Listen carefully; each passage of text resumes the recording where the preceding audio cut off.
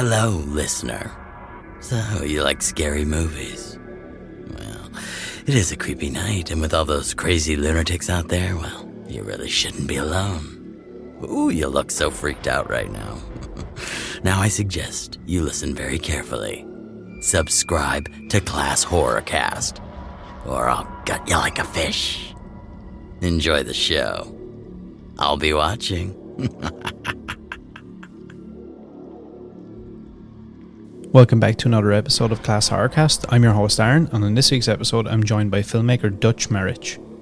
Having discovered the behind the scenes of movie making at a young age, Dutch has since gone on to make several inventive movies, from Hunting and Miserable Sinners to Infernum and Reaptown, all of which have led him to Horror in the High Desert in 2021.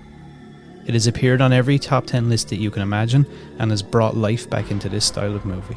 We talk all about the lore that he's building and what to expect from this 5-part franchise and some other incredible plans that he has in the pipeline. Join me as I dive inside the mind of Dutch Marich. Can you remember your gateway into horror, first experience maybe that you would have considered horror related? Ooh. I was taught, actually, I don't know if I'd call it an experience, but I was talking about this the other day, and you're probably going to laugh. But when I was really young, my formative years, I would have to say the first thing that really got me into horror was Scooby-Doo. Yeah, I could see that. Did you watch Scooby-Doo as a kid? Yeah, love Scooby-Doo. Even now. Yeah, it's like classic gothic storytelling, really. And they're always in these what should be comfortable, familiar places, that just have cobwebs all over and bats, and there's always some kind of ghoul. But at the end of the day, the baddie is always a person. Yeah. And then they didn't really scare me when I was little, but that intrigue of the danger and everything's always kind of centered around death on that cartoon really got me hooked with the whole dark, spooky thing. But I think what really sealed the deal for me with horror was my first time watching the opening of Scream. That's a good one. One. Yeah. I didn't know anything about it. And I was at home with my sisters, and I think we watched it on HBO. It came out on TV because we didn't see it in the theater. And I was like, what the hell is this? This is next level crazy entertainment, like the music, the camera angles, the tracking, everything in that scene. I was like, this is art. Do you think that's one of those things that just can't be replicated? It was its own thing, because I feel like a lot of people had chased that for a number of years after that, and maybe even still so now. I know we have Scream 5 coming out in January, and I would imagine, I don't want to insult the filmmakers by saying that they were chasing that, but I would imagine they want to elicit that feeling that people had with that first movie. Yeah, you see it today, actually. I was watching a movie that came out in the pandemic. It's where the killer and this high school girl switch bodies. I think it was called Freaky, yeah. And the opening of that movie is there's some major similarities I saw to the opening of Scream, where someone's being killed, and off in the distance they see their car with their friends or whoever it is coming the road, and it's like that little grasp of safety is almost there, but you're not going to make it kind of thing. But I was also watching the opening of the original When a Stranger Calls, and they're very similar. I'm pretty sure Wes was very inspired by that opening. Yeah, I could see that. On the topic of Wes, he tells a story. I can't remember exactly. I'm assuming he's probably told the story multiple times anyway. About being a kid and looking out his bedroom window, I think it is, and he sees this, I think it's like a homeless dude or something like that, and he looks up at him in the window. Have you ever had any experiences in your life, maybe something like that that kind of sticks out to you?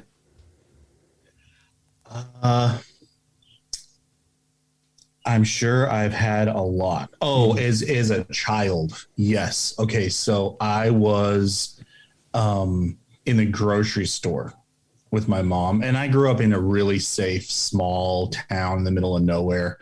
It's like 4,000 people, Ely, Nevada, super safe place, right? But when you're little, anything can be scary. And I got separated from her in the grocery store, which was terrifying at the time when you're looking around and you can't see like your person, you know? And there was this guy who was probably, you know, recognizes this kid looking around terrified, probably trying to help me. And he had on like a black long coat and black pants. Looked like your typical, he's the bad guy in the movie kind of thing. And he just kind of started to approach me. So I took off. And it felt like every time I would turn around, this guy was like coming down the aisle. So I just lost it and started screaming for my mom. But that definitely, that little mini chase in the grocery store has always, you know, stuck with me, as just that feeling of being stalked, you know? Yeah. It's funny. It's funny when you mention that, like, you know, something, I guess now looking at it, maybe what would be seen as a small experience can stick with you for so many years. And I feel like, you know, when you explain that story, I'm sure when people hear this, the same as Wes, and I'm sure many other filmmakers, everybody I think could probably draw some kind of experience they've had that had that similar feeling, like, oh yeah, remember that time, that thing, or, you know, I had to walk home alone from a friend's house, or, you know, and you may not have been in danger, but it's that thing you said where, you know, all of a sudden the grocery store now has become this giant jungle. Terrifying place full of evil people. Yeah. So growing up, were you were you a kid who was into movies, comics, superheroes? What was... I was never really into superhero stuff. And my dad growing up was a huge cinephile. I mean, he had bookshelves of VHS movies that he had recorded off of just the TV, you know, and they were all meticulously labeled and organized and everything. So I definitely grew up watching a lot of movies, but I loved cartoons. I loved the fantasy world of cartoons, probably a little longer than I should have watched cartoons. But I also loved shows like Are You Afraid of the Dark? So good. So good, yeah. And I think it's actually being remade. Yeah, well, they had brought out that miniseries recently, didn't they? In the last couple of years. Oh, has it come out? Yeah, it had come out, but I want to say they had 2 seasons, but it was done really weird. I live under a rock. I don't think I've seen the second season yet. It's like maybe a 2 or 3 part. It wasn't like, I thought it was going to be a full series, but it's not actually. It's like this mini series kind of thing. Okay, I've got to check that out. Yeah, and it was very under the radar. What is it on? I actually can't even remember what I seen it on over here. I'll dig it up, yeah. Yeah, it was one of those things that, like, it just kind of came out, and I was like, wow, I thought that would have had more hype. Clout, yeah. There's a lot of content now, which is incredible. Because for a long time, I thought that we were going to lose everything to reality TV programming. It was just everything was a reality show. And now there are so many good, not just miniseries, but like original movies, whether they're like Shudder originals or Netflix originals, which is awesome. But yeah, I loved Are You Afraid of the Dark? I loved Hey Dude. I don't know if you watched that. And they had an epic Halloween episode that actually scared me, where I think there's a stalker at the at the Dude Ranch. Oh yeah. I remember that. Yeah, and I watched movies, but I wasn't. I was just kind of I would just kind of watch what was on until I saw the making of. This is another thing you're gonna laugh at, but the making of Anaconda was on TV, and it was kind of my first time of realizing this is people's job. I can do this, as this can be my dream job, just watching them, the behind the scenes, making the snake, running from a fake snake, all the drama and the, crazy sets. They had this swamp on a soundstage. That was a big game changer for me. And do you think seeing that was something that maybe kickstarted your love for that idea? Or I guess, when did the switch flip for you? As in, like, this is something I want to actually pursue. That was a big part of it. Watching the making of it, because then after that, I started to look through, I don't know if you remember, I feel like I'm probably a bit older than you, but we used to get like a guide, the TV guide. So I would look through and look for when the making of things were coming on, because HBO used to do that a lot. So I really became obsessed with the making of movies. And then in a book that I was given, there was a section on how movies are made. And it kind of broke down like what the director did, what the producers did, what the well, obviously, what the actors do, but and that all kind of happened the same summer. And that for sure was when I went to school and I was signed up for drama. And we were fortunate enough to have an incredible drama instructor at our tiny little school. So she really kind of nurtured my love for just entertainment in general. And she was really detrimental in making me believe in myself and really going for it as a career. Funny, just before we go back to that, I just have to sidetrack for a second. I had mentioned something you said there a few weeks ago about TV guides and the concept of, you would go out to the store and buy this book essentially that would tell you the times, what things are on TV, and people would live religiously by this thing. And like, I know here in Ireland, I'm not sure if it was the same in the States, but like, we had like the Christmas edition, or you had the like Halloween edition, or whatever it might be. I had so many messages after saying that a couple of weeks ago of people who had no idea what I was talking about. Really? Like literally zero concept of like, what do you mean a book? I was like, yeah, it was like a magazine that you would go and get. And it was just, when you mentioned it there, it just made me think of that. I was like, wow, that's really bizarre. Yeah. Because maybe I should or maybe I shouldn't. At 30, I don't feel that old. But then at the same time, I'm like, that's something that there's a lot of people out there have no concept of. Have no idea. Yeah. What, I mean, if your show was on, you were home, you had that, the door was locked, you had your popcorn or whatever. Yep. I definitely also can relate to planning around that book and that schedule. And now you just turn on, everything's available all the time. Yeah. Yeah. And it's funny then because, and I'm even guilty of it sometimes, if there's like that one movie or that one show I'm trying to find and it doesn't stream in my region, or it's something and it's like maybe a little bit more awkward for me to get, I'm like, oh, it's ruined. Everything is ruined. Which is, it's hilarious to see it come from that to this. It is, yeah. So who would have thought? So you signed up for drama, and you said that the instructor was instrumental in kind of, pushing you towards this. So at what point then from there, how much time passes before you really feel like you're actually, I guess, moving in that direction, as in like okay, now it's becoming real that this thing can actually be a fully fledged career?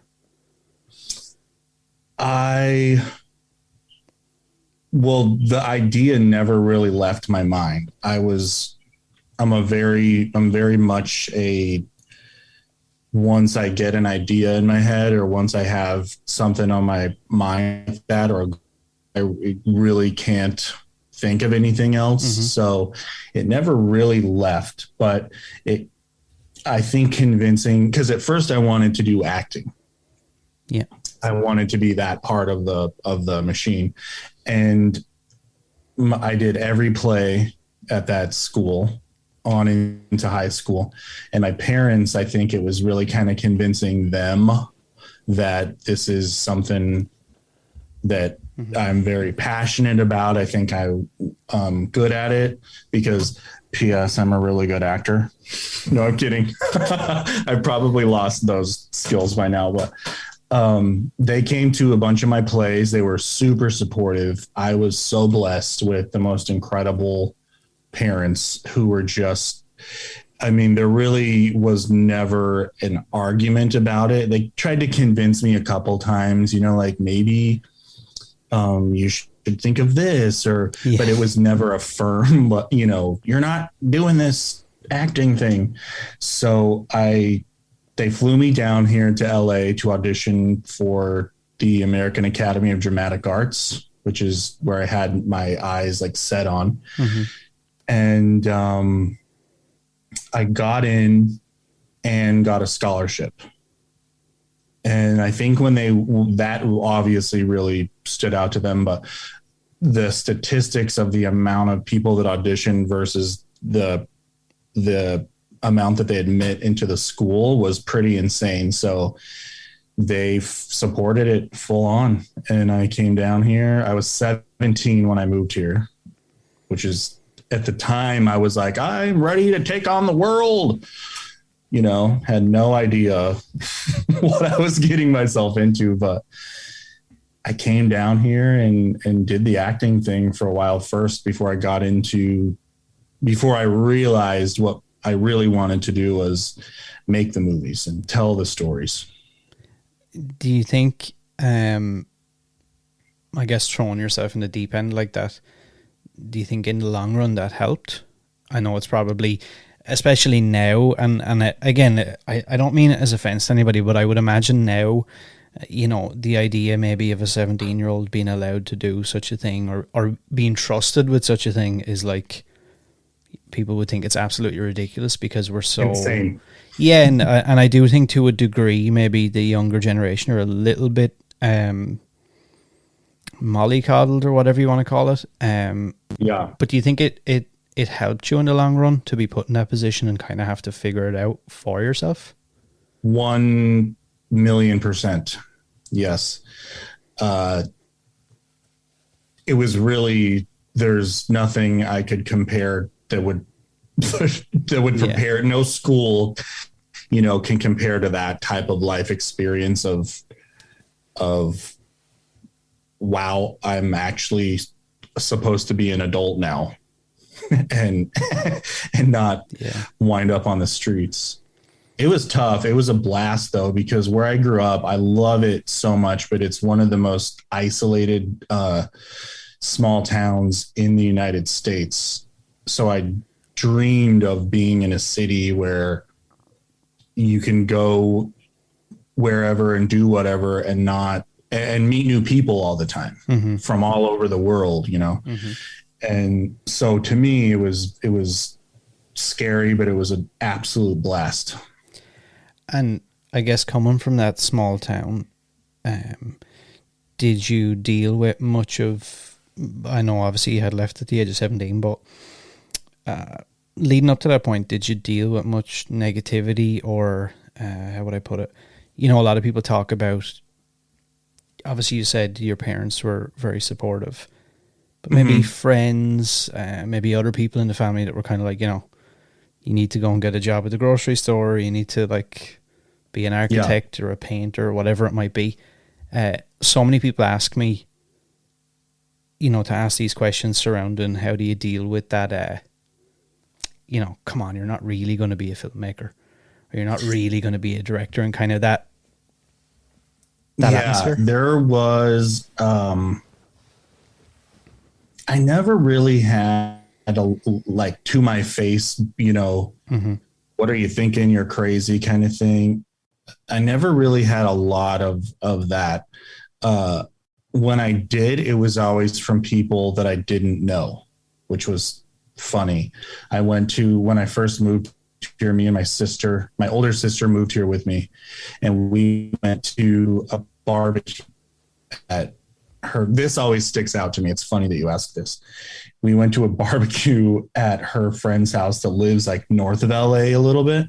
Okay. And the guy who was barbecuing looks at me and he's like, do you want a burger, a hot dog, or a steak or whatever? And before I could answer, he goes, you know what? I forgot you're the starving actor. You'll take whatever you get. I was like, wow, I don't even know you, but thanks for the hot dog. Strange. So it was just from people who I never really knew, but I could always tell that there were some people in my life that thought I was being ridiculous or unrealistic by pursuing this, but never really said anything. And I just really didn't pay much mind to those people after they kind of made that clear, because being around that kind of energy it will make you in your head try to come up with a plan B. And one thing we were always taught at the academy is if you doubt yourself all the time about what your career path, whether it's acting or directing or whatever, if you doubt yourself all the time and you are constantly thinking of a plan B in your head, you're going to end up doing your plan B because you're not trusting yourself and committing fully to what it is you want to do. And my dad always used to say too, excuse me, if you're going to fail trying, at least, you know, give it everything you've got. And is that something, I guess nowadays, is that something that you still have to practice, or it's just there now? It is. Yeah. I definitely have accepted though that this is what I'm doing with my life. I love it. I would rather, I'm doing well with it now, but even if I weren't, I would rather be struggling and doing what I love to do, because for a minute I did kind of step away from the creative world and I took a corporate job for 2 years, and it was the most depressing, horrible experience of my entire life. I mean, it was like every day felt like I was in a commercial for depression medication. I would be like that guy at the copy machine with my forehead stuck to the window, watching people walk by on the sidewalk and dreaming of being anywhere but that office. It was just, it really reaffirmed to me, I am a creative person. I am meant to do a creative job. Yeah. And, you know, I'd rather struggle trying to succeed at that and do that than be absolutely miserable doing something that I don't like, just because it's more respectable or, you know, or is considered more of a career. Yeah. Yeah. It's something I always like to ask, because I do think that a lot of people get maybe stuck in that trap. And again, it's not that I have anything against that per se. It's more so, like you said, I think people a lot of times just destroy their own dreams and fall into that thing because, you know, mom might have said, or uncle whoever thinks that I'm an idiot, and they just kind of conform with it, which is sad, really. It's sad when people do that. It is. And there's a lot of pressure too, when you say like the family kind of stuff, because everybody's family's different. Mine's always been incredible. But it's funny the power that things like that can have over you when they probably don't even know. Like, let's say an aunt or an uncle that you're so terrified of what they think of you, they probably don't even give it a second thought, but yet somehow in your own, you can create this doubt or this, this power they have over you that you just want to not be seen like that, not be seen as like the dreamer or but really at some point, I think I just hit a note where I was like, this is my life. Yeah, I love that though. I love that. And I do think anyone who's willing to take that risk, people always talk about overnight success and different things like that. And I can't remember who it was had mentioned to me a while ago. They were like, yeah, it's the 10 or 20 year overnight success. Yes. Which when you hear an overnight success story, there's 10 years of work behind it that you've never heard of. So when you decided then that, making the movies was something you wanted to do, what necessarily was it that drew you to that? Was it the idea of creating a story? Was it directing a movie? Was there a specific aspect that kind of drew you into that? Yeah, it was kind of all of what you just mentioned. It was a bunch of things coming together at once where I realized, because I loved acting, and I think having like a classically trained actor's background really helped position me as a director. Learning how to speak to actors, knowing their language, helping them create their prior moments and their reality. It was that. And I was watching The Strangers in the Man's Chinese Theater here in LA. And I was like, well, it scared the shit out of me. Such a good movie. So good. God, it's so underrated too. Yeah. That's always kind of how I judge a horror fan. If they don't know The Strangers or if they haven't seen it, whoosh. But I was watching that, and about 3/4 of the way through, I'm like, there's 3 actors in this, really. I think 5 total, but really 3 people hold that movie together. It's in one location, and it's a roller coaster of a ride to sit and watch. And the performances, Liv Tyler, there's something about watching someone who's really believably terrified when you're terrified. You're like, you're projecting yourself onto them, really. When that works, it is magic. And that movie was a roller coaster ride for me. And I left and I told my friend, I want to make a movie. I want to do that. And so I basically wrote a nearly identical, like, rip-off story, pretty much, of not really rip-off, but it was my first script.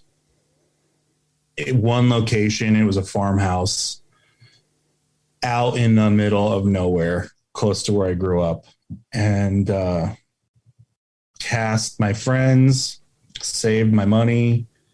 I was bartending at the time, and we went and gave it a whirl, and now I consider it my film school. Do you think that's the best way to do it? I do. There's so many resources now. You've got YouTube University, this new masterclass thing is unreal. I don't know if you've ever tried that. I'm sure you've seen their ads. Yep. That's an unbelievable resource. I did David Lynch's and Ron Howard's. They're just unbelievable. But film school, I didn't go to proper film school. And I don't know if it's really, I'm not going to say not to do it, but if I could go back and do it over again, I still wouldn't go to film school. I would probably study some technique more in the beginning, but I do think going out and doing it is an incredible way to learn what not to do, what you need to be prepared for. And it's like a cold bucket of water in the face of the work you should have done that you didn't. Pre-production is everything. Cameras are so accessible and everything. Equipment is so accessible now. People, first-time filmmakers, a lot of the time that I see, want to just run out and shoot something with almost zero preparation beforehand, which is what I did. But I think it's invaluable to just at least just try it, even if it's a short. Yeah, because I definitely think, not just in this field, but I think people have become obsessed with, and because of maybe some of those things you mentioned, like YouTube and different things like that, podcasting, some people have become, I guess, obsessed with the process of preparing to do it, or whatever you want to call that, and then never actually attempt the thing, or maybe it's really not what they wanted to do in the first place, and they kind of become obsessed with having to be seen to be learning something or gaining knowledge about something. Yeah. So you make this, was it a short you had made? Is that what it was? It was a full-blown feature. Wow, nice. And I mean, it was kind of doomed from the get-go. One of the major boo-boos that I made was I was so excited to make the damn thing that I wrote this script. I thought I was real smart too and nifty. Because I'd only been in this place once. And when I say abandoned ranch house, I mean that no one has stepped foot in this thing for God knows how long. I had only been in it once, and it was the dead of winter. So it's like 2 degrees. Me and my sister go kind of scout the thing. I come back to LA, write my script with the winter version of this place in mind. And then we get there in the summer. The first night we spent trying to get a bat out of it. It was like terrorizing everyone, flying around. There was cow shit everywhere inside of this place. The trip was cut short. There were just so many obstacles and so many things right from the beginning. I mean, as soon as we got there, and that pressure of holy shit, I'm the one person responsible for all of this hit me. I think I went outside and smoked like 10 cigarettes in minutes. And then I just made the decision, I'm going to still try this. And because everybody else really showed up, the actors, I mean, everyone else was awesome. I was the one that had the lesson to learn. And I guess since then, you've had multiple different movies, ideas, things come to fruition.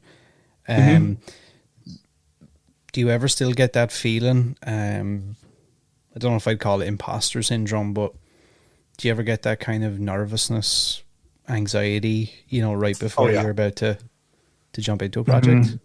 That inner saboteur, yes. Right before every shoot, I get that pit in my stomach of up until the first take of a project, I definitely have that, oh God, kind of feeling. It's as bad as that first disaster that I had. But I think it's a healthy thing to have too, if just, because you give a shit about what you're doing. So you're going to be a little nervous, but with that experience behind me, it's a different kind of worry. That makes sense. So I know a lot of people listening to this are obviously going to be listening for questions and stuff revolving around horror in the high desert, which we will get to. But a lot of people, I think, don't know about some of your other work. And when I started to dive into your career and your films and stuff like that,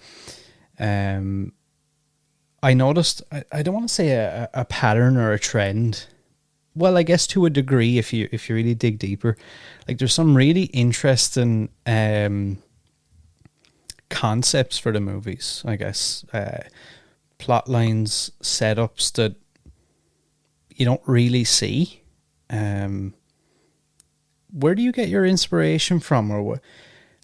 Because I've noticed, like, a lot of the things, well, I would consider anyway, and some people scoff at this, considering we're talking about, horror movies and things of a horrific nature, but a lot of your work to me feels like that it's based a lot around reality and potential real life situations.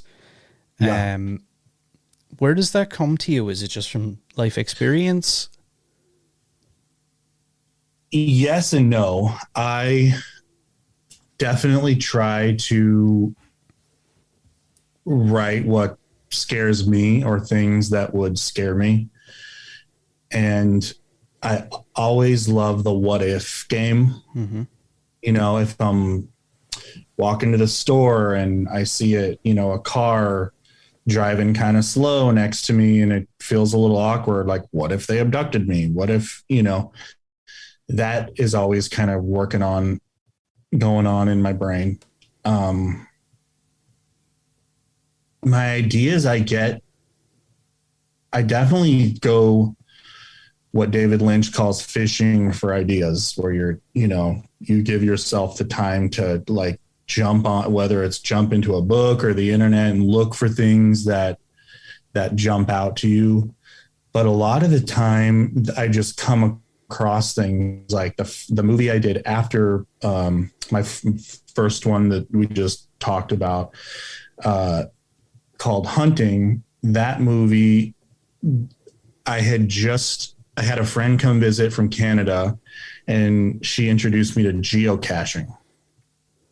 I was mind blown with this concept, and we went around our neighborhood in the middle of the night for hours finding them. And if you don't know what geocaching is, it's like kind of a treasure hunting game that you can do you download an app on your phone, and people in real life have left these geocache / little, usually it's a little plastic bottle with just a scroll inside, and you sign your name and, then you log on the app that you found it. While we were doing that, I was like, what if a maniac was behind some of these and leading people on a dangerous wild goose chase kind of thing? And that's where that idea came from. So I a lot of them come from the what if. Yeah, because I was fascinated by that, because I'm probably one of a handful of people from around my area that actually knows what that is and have done it before. And it was one of those things, when I seen it, I was like, wow, how is there not like a million movies made based around this? Because it kind of seems like once you figure out what it actually is and it's a real life thing, it's kind of like the light bulb moment. I was like, how has nobody else tried to capitalize on this? Yeah. I thought the same thing, and so I made it. Yeah, and that's what I love about it. And you have Miserable Sinners, the whole downtown LA homelessness thing.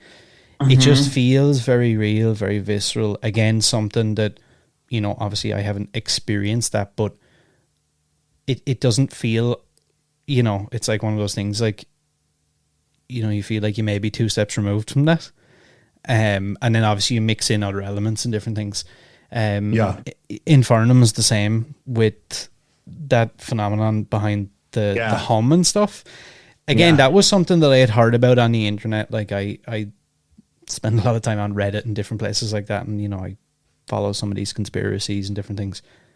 Is that something you actively do? Like, will you sit down and kind of... Because that was another movie that scared the shit out of me, because I was like, I would always see these YouTube videos about these strange noises and these strange things. And Yeah. is that something you do? Like, do you sit down and try and actively search for that? Or is it if a story comes to you naturally and you kind of go, Yeah, kind of a combo of both of those. I love to sit down and just look up freaky things. Yeah. I still don't have a Reddit. I need to... That's something, to get on there and get that thing. I mean, I'll read some stuff on Reddit, but I'm still kind of unfamiliar with it. When Horror in the High Desert came out, it was all over in some Reddit things that people were sending to me. And that's when I was really kind of opened my eyes to, okay, I should make an account on here, I think. But I do love to research, like the idea for Infernum with the hum. Mm-hmm. I was looking up unexplained mysteries, that are still boggling people's mind. And that's how that concept came to me. The Dark Hand is a really obscure kind of artsy movie that I made about number stations. These mysterious radio stations that just transmit numbers, and that I had another, what if this was happening kind of scenario. Some ideas definitely just come to me. I get a lot of really strange dreams or just real life experiences. So it's kind of a combo, but I definitely love scouring the internet for real life unsolved mysteries and stuff like that. Do you have a dream journal or anything like that where you log dreams? Mm-hmm. It's what I find is so strange, and I'm sure everyone that dreams experiences this too, but I'll have my most vivid dreams right before I wake up. So instead of trying to like scribble it down, looking through one eye kind of thing, I have a voice recorder app. Yep. Where I'll just grab that thing and ramble on into it and try to get the rest of, the idea out. I spoke with someone recently actually who had said that they were in the process of trying to get back into it, but they had been messing with lucid dreaming to try and like, I guess, elicit these dreams and put themselves in a dream state. Again, it's another, just on the topic of dreams, and you mentioned that. Yeah. And I think there's a lot of, I guess, real life mysteries or stories around the dream state. And it's another scary thing because, well, anybody and everybody, for the most part, can dream. Yeah. And they can be terrifying. Have you ever considered doing something maybe, I don't want to say more real, but had you ever considered, something, a documentary style thing based on some of these unsolved mysteries? Yes, this is what I love about the mockumentary thing. I love taking a concept and then fictionalizing my own, put my own spin on it kind of thing, and making a fictional movie. I think one day I'll maybe do a real like documentary that's factual and really based on one subject. But I also find some of the things that I would like to make those on are still sensitive topics that I wouldn't really want to disrespect anyone or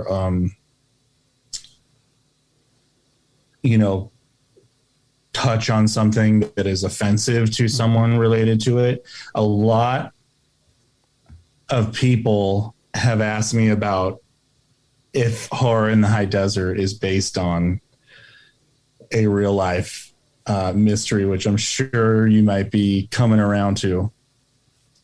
The Kenny Veach Yes, the thing. disappearance of Kenny Veach. So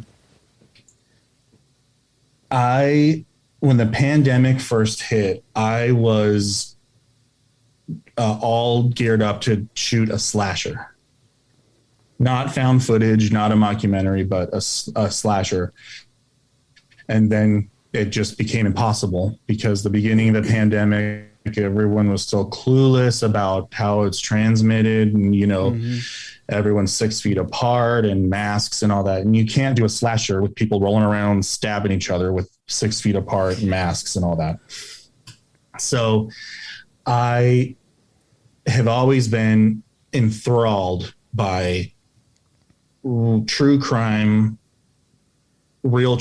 shows. Like the Investigation Discovery Network has a show called Disappeared that is, I could watch it all day, every day. It's just people who vanish with really strange circumstances. And I love that they don't find them. I don't know what it is to me that I'm just, because your imagination, then you're left thinking about it, right? Same with Datelines on NBC. The way they're structured and formatted, I love listening to the interviews of the family members and the suspects and the witnesses and all that. I love that stuff. So I always wanted to do that type of a movie, and obviously fictional, because what a fun thing to do, to cook up your own freaky true crime thing. And so I started writing it, and it was modeled around several different major disappearances. I had obviously already known all about Kenny Veach because that happened where we filmed this. Like, I am from Nevada, from northern Nevada. He went missing in more of kind of like mid-state, closer to Vegas area. But what fascinated me about his story, and what really touched me about that, is that this poor guy was really kind of bullied because he didn't capture a video of this cave, and I felt like when you go back and watch some of his other videos, he's such a likable kind of, shoot the shit kind of dude. And I really do think he wanted to just go back out and show them, and find this thing.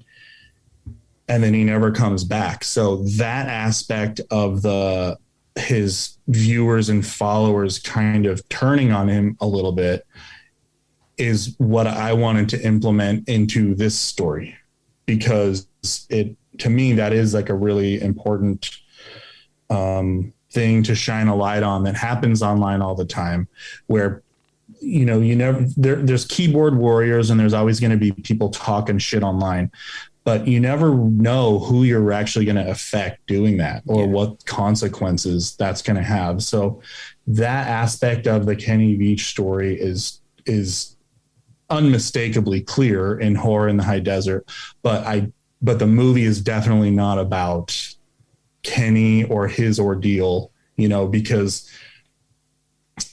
God bless the dude, he's still missing. He's never been found. So I definitely did not want to associate this movie with him at all, other than that circumstance. Yeah. And so you said, you sat down in the process of starting to write this thing. How long from start to finish does something like that take you? Because I'm a huge, mockumentary guy, huge true crime, unsolved mysteries, any of that kind of stuff. I absolutely, one of my all-time favorite movies is The Blair Witch Project. And a lot of that is based around the fact of what they were able to create around it. While I do love the movie as well and everything they were able to do, I always tell people, they're like, it's a one and done for me. I can't watch it again and get that same feeling, which I completely get. but there was something about the level of detail that was put into the lore and stuff there that really, I think, is what brings me back to it again and again. And this movie, I think I had said this to you before a few weeks ago. As soon as I seen this movie pop up, and I actually think it was on Reddit, and it was this huge thread of people being like, I think it's in the found footage subreddit, and everybody's like, you need to see this, you need to see this. And I can be, sometimes I'll put it on a list and just never, and there was just something about it. I was like, I need to like make sure I watch this tonight. And dude, I have to say, like I said to you before, it's in my top 5. This movie is amazing. Like from the minute this thing started, I genuinely felt, and this is not, because this is a very hard thing I think to say in 2021, I genuinely felt like I was watching something that may actually be real. How do you achieve something like that? Because the way you talk about it, it seems quite casual, or like, you know, I had this idea and I just kind of sat down and started to write it. This thing seems like fully fleshed out, like nothing was done by mistake. Everything seems... Yeah, it's all intentional. Yeah. I'm so happy to hear you say this. Thank you for supporting and liking the movie. And thank you, Reddit. Yeah. I mean, when I discovered that was pretty surreal for me. The whole, how it took off on Reddit and just online in general. But so putting the story together, I always wanted, and fleshing it out. I thought, what kind of a movie can I do during the pandemic? Then I realized this is my chance to do my unsolved mysteries, disappeared kind of thing, because no one ever has to be on screen together, really. And I always wanted to do one about someone who sets out searching for something in the wilderness and never comes back. There's all these real true stories of people going to the Superstition Mountains looking for this gold, that it just happened a month ago. I could be misspeaking, but I think there's someone right now being searched for there. But that kind of a character has something intriguing out there that they're going to look for, type of deal. Then I grew up hunting with my, I come from a family of like major outdoorsmen and always out hunting. I would do that, the same kind of, what if there's some spooky shit out here? And so that concept of coming across a little rickety cabin in the middle of nowhere always stuck with me. And so once I had the story fleshed out, I started thinking, who do I know that lives there that could pull this off, that's really good at storytelling? Eric Mensis, who plays Gary, who's one of the coolest dudes that I know, he popped right into my head because he travels all over the place all the time. He has pictures everywhere, like he embodied the character of Gary Hinge. That was someone who loved to explore, to travel. And he's just a genuinely lovable person. He's always smiling and always, just, I've never seen that guy in a bad mood. And his sister, Beverly, she is my cousin, and she is just a natural born storyteller.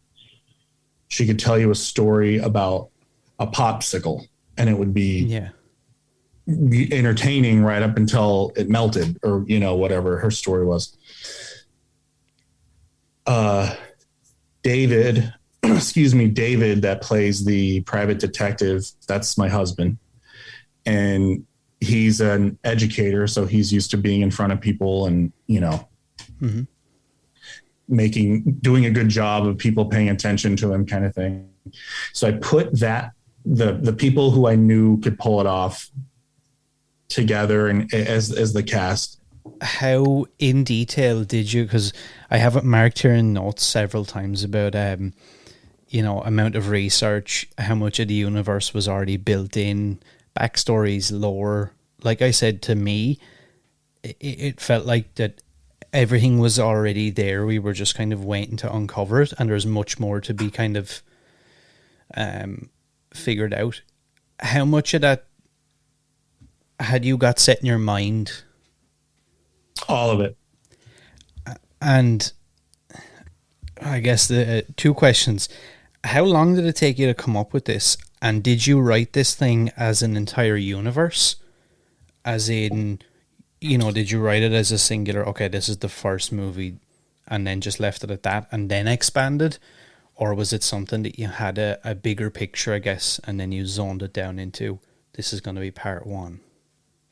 So it took about a month, about 3 weeks to get the outline and the structure fleshed out and put together.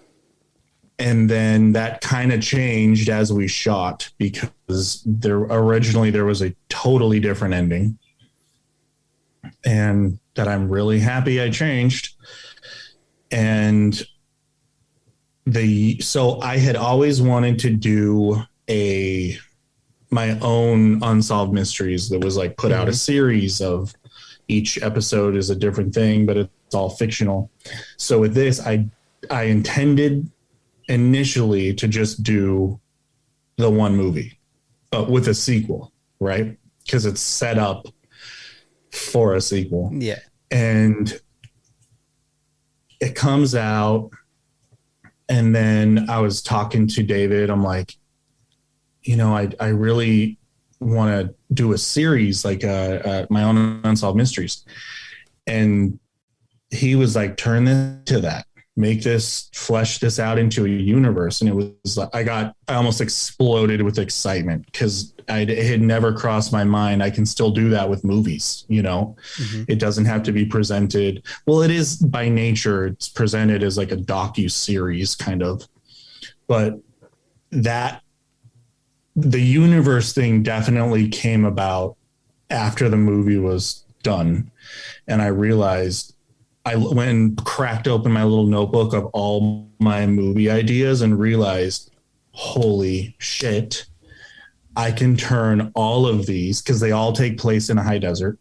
Every time I write a story, it almost always takes place where I grew up, or in that general area, that high desert, Nevada desert area. So I realized these can all be turned into this format of this horror in the high desert mockumentary format. And that's how the universe really kind of came about. It was like the week, I think, that the movie came out, that I had that holy shit moment. Instantly, I felt that, like, halfway through the movie. I was like, when I go and look up all about this afterwards, I better see something to do with sequels or prequels or something. I need to know more about this. I guess we'll get it out of the way right now. So many people messaged me and asked, about sequel part 2. What's the status of that, and how much can you tell us about the next movie? I'm glad you're asking this, because I do want to clear this up with viewers, because a lot of people are expecting for the first sequel, for Horror in the High Desert 2, a lot of people are expecting the follow-up, which is the influencers that think they've located this shack where Gary went missing. That movie is called Firewatch, and it's about I would have, if you asked me 6 months ago, I would have said it's filmed and done, but then want to change some things. So that movie is about 60% in the can. Okay. I'm not going to finish filming it until spring. So it'll be out late 2022. So that movie is going to be probably movie 3, or it could even be number 4 in this universe. In the meantime, and it's good too. It's not what people are going to be expecting.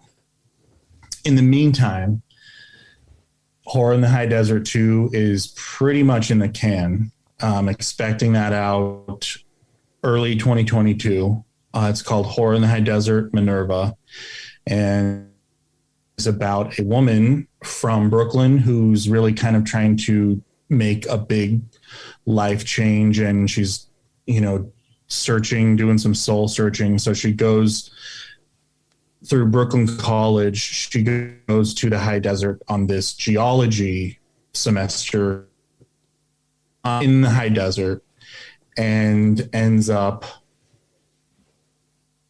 dying under some really, really freaky circumstances. So this movie is an investigation into what happened to this woman. She dies in her house with all the doors and windows locked. And it's a really freaky investigation into that. And I'm super proud of it. Is it the same style, the same kind of format? Yeah. Okay. It's the same format. It's the same format, but there's a lot more footage of the subject. We see a lot more of Minerva and her kind of predicament and ordeal. It's not all saved for the very end. Okay. For the first one, I intentionally held all of that out until the very end. I actually had an edit where I put snippets of the ending through the whole movie. Mm-hmm. And looking back now, I'm glad that I didn't, because I think the ending is what really, knocks people off their feet with that movie. And had it been split up, I don't think it would have worked as well. Yeah. It reminds me of a feeling I got. I wouldn't say it with a similar movie. I don't know if you've ever heard of The Kill List. It's a British movie. Yes. Yeah. I don't want to say the structure, but that like holy shit, like final moments where you're kind of left with the hair standing up on the back of your neck, like, mm-hmm. Wait a second, I felt like I was watching a really good documentary about an actual story, and now this holy shit thing has happened, and now I'm like extra freaked out. Because yes. It's like that thing where it's like I watch a lot of mysterious disappearances, unsolved mysteries, different things, and they always have this like interesting tone. I don't want to call it scary, but there's like this unsettling kind of baseline, and then for it to go like you knew that there was something not right from the get-go, and then it didn't even gradually. We were like already up here, and then like at the end it just spikes, and then it's like boom, done. And like I said, that's why I think straight away I was like on the phone. I was like, okay, need to search this, need to find out, is this real? This has got to be based on someone. Are these real people? What's going on? Like I said, bravo for being able to do that in this day and age. Yeah. So I guess the feeling you had before the first movie came out versus the feeling you have now going into part 2, are you... I don't want to say, because I guess it's like asking someone to choose their favorite child, but are you more excited? Are you more... I have the same feeling. Once Horror in the High Desert was completed and I sat back and watched it for the final time, really on our giant TV, I had just had that, okay, I've got this in the bag kind of feeling. Mm-hmm. I didn't have any, I wasn't insecure about any of it. I didn't have any worries, and with Minerva, with the second one, I have the same feeling.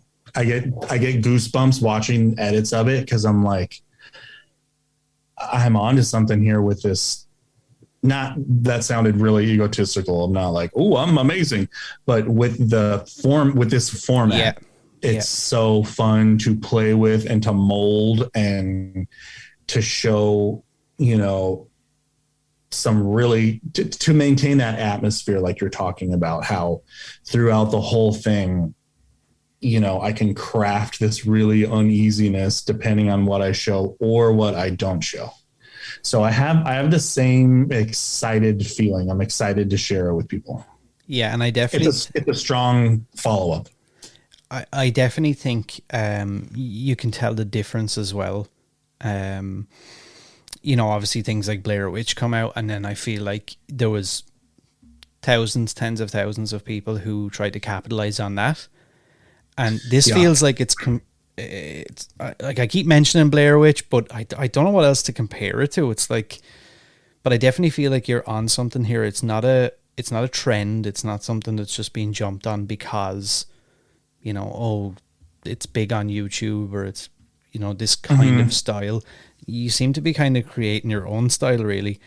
And it's exciting that you have so much passion and so many ideas, because I think that's really exciting for fans as well. And you probably already notice anybody who's into similar content, just eat that stuff up. There's never enough. Yeah. There's never enough. So as regards the first movie now, where does that live at, or what's your intention, I guess, for the entire series? Do you want to see them go to something like Shudder, Netflix, like, or do you want to keep this your own thing? Right now, I think, so my distributor, Indie Rights, they have it on Tubi, which is US, New Zealand, Australia, and Canada. And then for rent, it's on Google Play and YouTube, which is like, you can rent it where you're at. The UK, those are pretty close to worldwide, I think, in terms of rentals. At the beginning of 2022, Tubi is going to move worldwide. And they also have deals with Vudu, and they haven't announced their full list yet, but they're going to expand to other streaming platforms. Nice. I would love to do some kind of Shudder deal, but I don't know if Shudder is exclusive. I don't know if they want. Yeah. I'm sure they have different deals, but the idea now is to stick with Indie Rights. They're an incredible, very transparent distributor. I've had some really bad experiences with other distributors. So while I build the catalog of these movies, I definitely am going to stick with these guys until I'll probably do like a box set, a Blu-ray box set, once it hits like I have to stop you right now. Literally, as you were talking about that there, I'm just in my head, my inner voice, because I'm a huge physical media guy. And especially if I'm into something, I need to have like every version of everything, and I need to know everything about it, and I want to talk to everybody.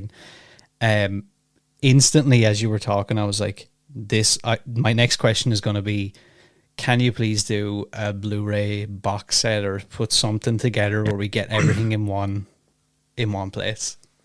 Absolutely. The best place to follow all that is, so we were going to release it a while ago on physical media.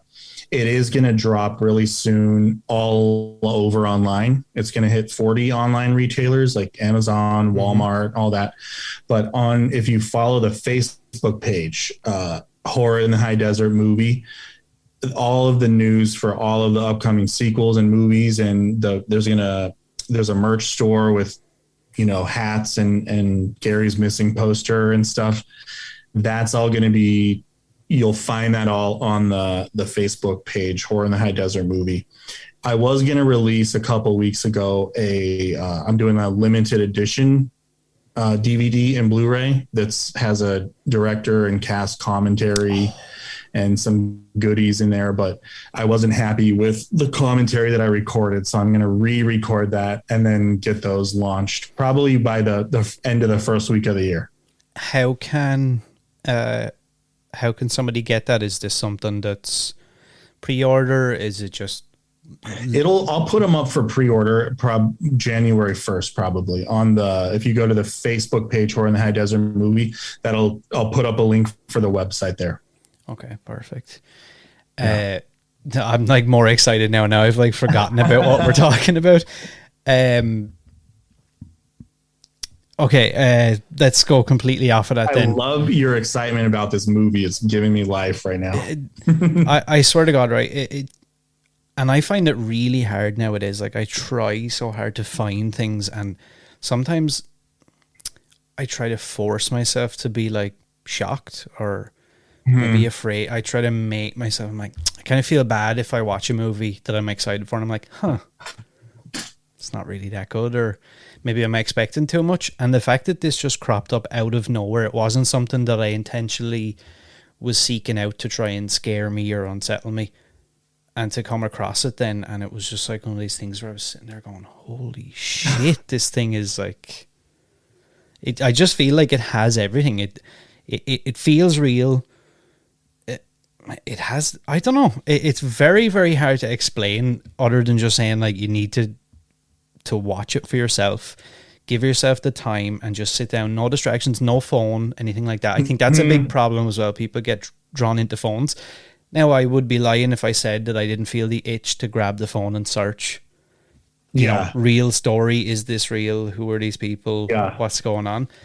But yeah, I'm like super excited because I think it's very few and far between where we get things like this that, you know, an audience can actually get really excited about again, and about the lore. You know, outside of Marvel, DC, Star Wars, a handful of things that you can really create like a lore and a community, I guess, if you want to call it that. Yeah. I'm so excited that you're excited, and thank you for that. I get messages from people saying kind of a similar thing. It's like, it's been so long since I've watching a movie that remember what it felt like to actually get spooked, like genuinely unsettled watching a movie. And it makes my day every time, because that's what got me into wanting to make them. I love to spook people. I love that. You can definitely feel it as well. I think people nowadays, especially, you can spot the difference between bullshit and somebody maybe trying to just cash in on a hot concept, and then somebody actually have an interest and passion in whatever they're doing. To, I guess, veer a little bit off topic before I let you go, I have a couple of quick fire questions. Sure. What are some of your comfort horror movies? Ooh.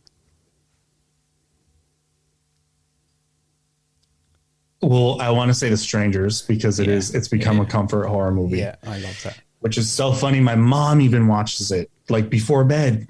Such a good movie.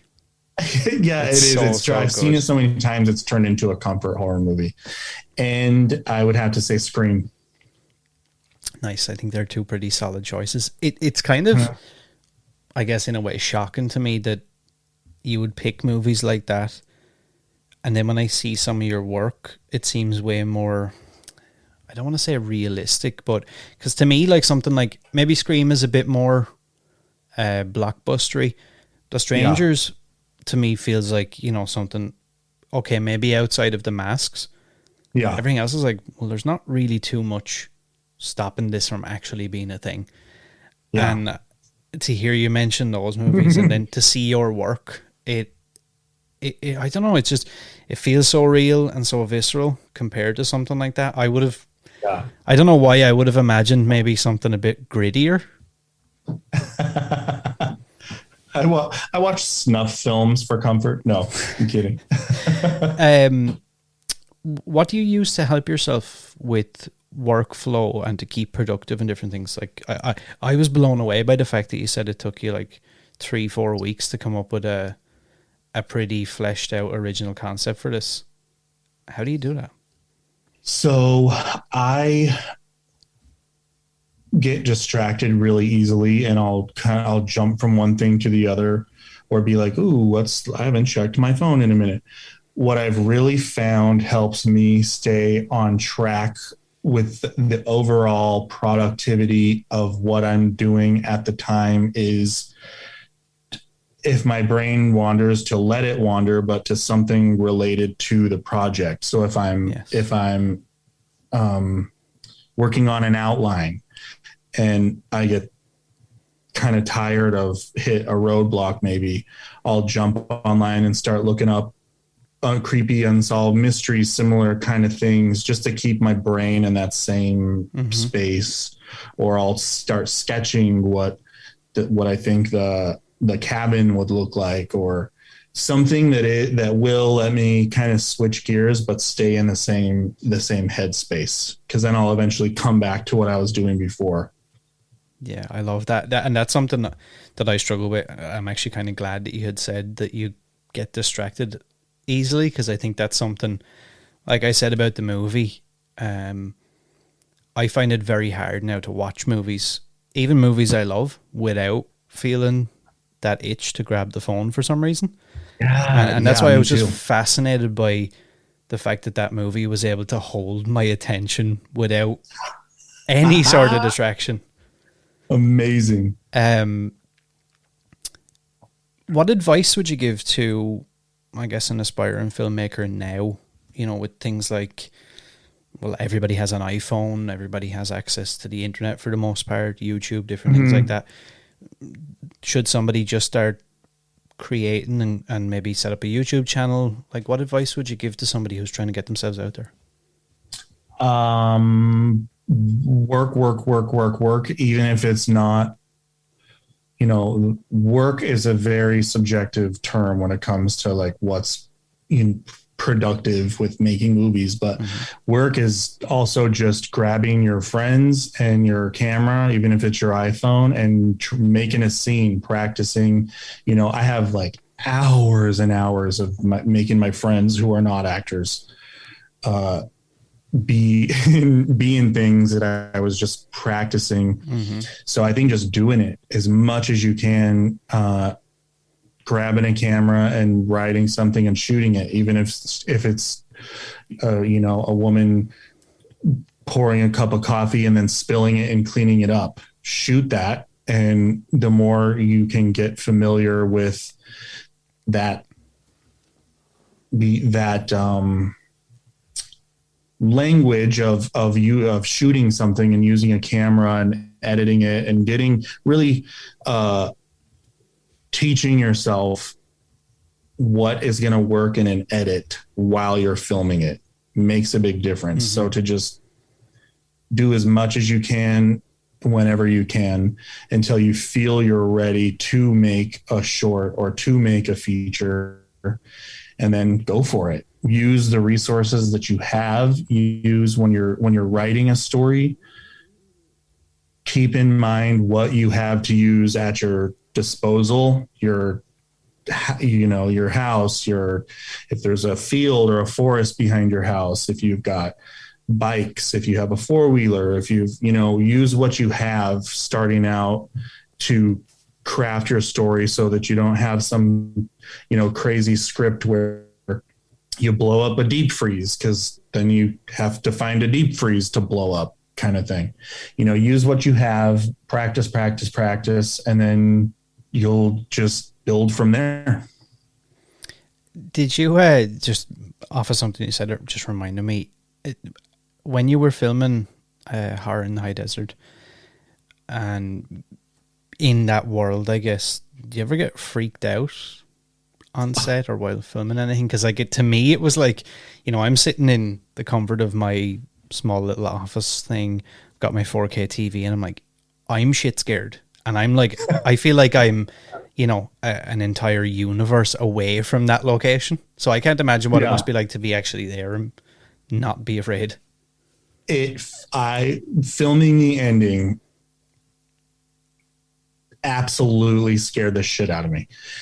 And it's funny too, because I was debating spilling the beans on who's behind the ghoul, but it's David, my husband, the same guy that plays the detective. He is the ghoul. And when the first take of I'm assuming everyone who's listening to this has probably seen the movie, so this isn't a spoiler. But the first take of him running at me, I took off running after it. After I ended it, I actually jumped back, and because it was pitch black. It's in infrared, so if I pulled the camera down and looked up, I couldn't see him.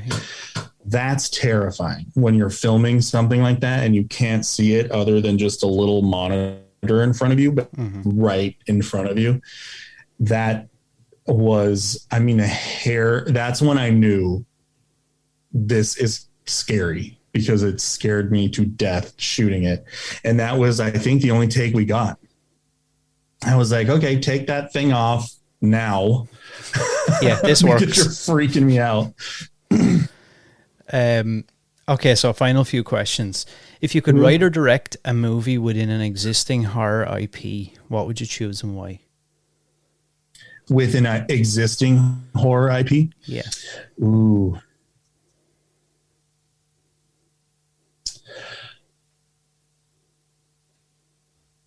I would have to say right now, I would love to make a Scream. That's what I was going to suggest. You seem very passionate about that. I can't help it. I would absolutely love it. Are you excited for the new one? Prescott, yeah. And funny random little story is, over Halloween, I went to my friend Susie that plays Gal, the reporter in Horror in the High Desert, the one that we did over Zoom. She took me to this really immersive haunted house thing called Creep LA, which is unreal. It's like theater. You're on a set of just absolute insanity. We go through the thing, we come out, and there's this blonde girl that Susie mistook for someone else. And so she starts talking to her. She's like, sorry, blah, blah, blah, blah, blah. This girl's looking at her like, who the hell are you? And then Susie realizes, oh, you're not who I thought you are. So she's like, sorry, and just walks off, which was funny. So I approached the girl and we kind of laugh about it. And she ended up being Pete Ulrich's daughter. And he's right there with her. I turn and look and I was like, oh, and he clearly was trying to be low key. Like he had a baseball cap on and it was pulled down a little. And I got so overwhelmingly excited that I said, are you who I think you are? Which is the dumbest thing you could say to someone like that. And he just laughed and said yes. So I got to sit and shoot the shit with him and ask him all about Scream. I was like, I know you're here, you're doing your thing. His daughter, was so cool. And they just let me ask him all about the making of it and everything. It was pretty unbelievable. And what a cool dude. Yeah, he seems like a really, really genuine guy. Yeah, he was just very, very laid back and very appreciative of working with Wes Craven. And, I said, I hope I'm not freaking you out as a fan, because I'm totally like fanboying out right now. And he goes, what freaks me out is when I go to conventions and people have my face tattooed on their legs and shit. I'm like, that's creepy. I was like, okay, I'm definitely not doing that, but I can't say anything. So I don't have his face on me, but he meant like overzealous people who were like obsessed, Yeah. So what does the future look like? Earlier, I want to touch on something you kind of mentioned earlier about the sequel to the first movie potentially being either the third or fourth installment by the end of next year. Yes. So what does the future, I guess, future plans, goals, aspirations, what's in the immediate, I guess, next 12 months, 18 months? Making 4 of these. So it's turned into kind of a little well-oiled machine here. After making the first one, making the second one was a breeze. And it's at a point where I look at because I have this running list of movie ideas, and I had just never thought of approaching them as mockumentaries as this format. So now it's almost like hard for me to choose which one to do next, because they all take place in this universe. So I haven't fully decided on what's coming up after Minerva, but I want to release Firewatch, the Gary Hinge follow-up story, as soon as possible. I just can't shooting it until the spring there, because it's all under feet of snow, and it with what I have filmed already, it won't gel well. Yeah. So that's kind of you're going all in on this thing, yeah? So we can expect multiple installments within the next year or two. Multiple, yeah. Mm-hmm. There's also I'll probably work this announcement into the opening of Minerva, but there's also another kind of surprise coming up with this franchise that's I don't know how to say it without giving away, but there's a couple other entertainment outlets coming out that are not movies. I'll just say that. Interesting. I kind of like that. Yeah. You had mentioned earlier that you were all set to film a slasher movie before the whole pandemic hit. Mm-hmm. Is that still something that we can Absolutely. look forward to down the line? Excuse me. Absolutely. I still have, I don't want to stick to just found footage as an independent filmmaker. Yeah. So I definitely would still love to do this slasher. All that is ready to go pretty much. But right now, with the momentum that I have with Horror in the High Desert, and the ideas and the passion that I have for it, the excitement, I want to get those going now while while I have this energy and buzz and all these ideas in my head. Definitely want to do the slasher. And there's also a mini series that I'm going to be doing in the next couple of years. That's traditional cinema, not found footage. Mm-hmm. Okay. And so where can people find you then? You had mentioned it's Horror in the High Desert Movie on Facebook, right? Mm-hmm. On Facebook, the Facebook page. The website will launch soon. It's horrorinthehighDesert.com. Okay. The Instagram is the same, Horror in the High Desert, at Horror in the High Desert. My Instagram is Dutch MDM, at Dutch MDM. And I'm on Twitter. That's another thing. Twitter, I had made a Twitter. Mm-hmm. Is that how you even say it? I feel so old. I made a Twitter. Yeah, I think so. But I never went on it. And then once this movie came out, I started getting all these notifications on my Twitter. So I was like, I had my neighbor Kate teach me how to work the Twitter. Yeah. So I'm on Twitter now, Dutch Marich. Yeah. I'd say Twitter and Instagram are good ways to keep up with. And Facebook, all the social stuff. I don't have a TikTok. Not yet. I do, but I just kind of creep other people. I haven't posted anything on it. There's an interesting concept. See if you can turn some sort of TikTok content into strange. Yeah. Mm-hmm. All the links will be down below anyway for everybody that's listening. The same as always, the links will be down below in the description wherever you're listening to this episode. I just want to say before I answer my final question, I appreciate your time. I'm probably, I wouldn't say not as well prepared. I got off track maybe a lot more than I normally would, just because I am so passionate about this movie, and I think this franchise can be, and I am calling it a franchise already. Yeah. I'm just as, if not more excited about all of this as you are. But I just want to say thanks for taking the time. There's so many people that have reached out to me wanting to know more, and wanting to hear from you and ask about your work and different things like that. I hope we can do it again, hopefully next year sometime. Absolutely. And thank you so much for reaching out. I was very excited to chat with you. Yeah, well, this thing has had a huge reach.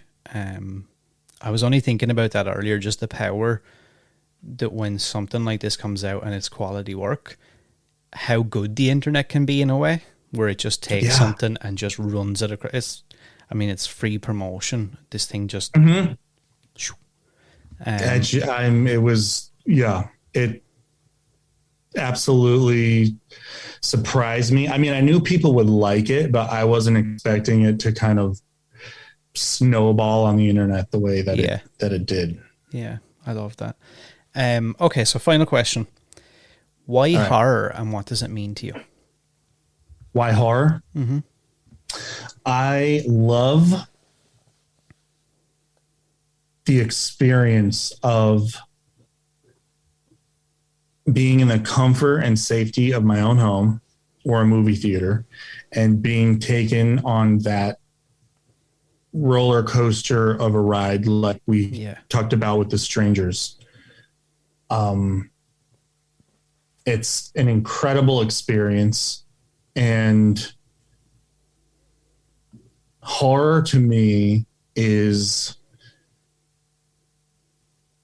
a great teaching tool and a great way to kind of send a message that might be a little deeper than the surface of what is presented to you. Mm-hmm. And I just love scaring the shit out of people. Yeah, that's something I was going to say.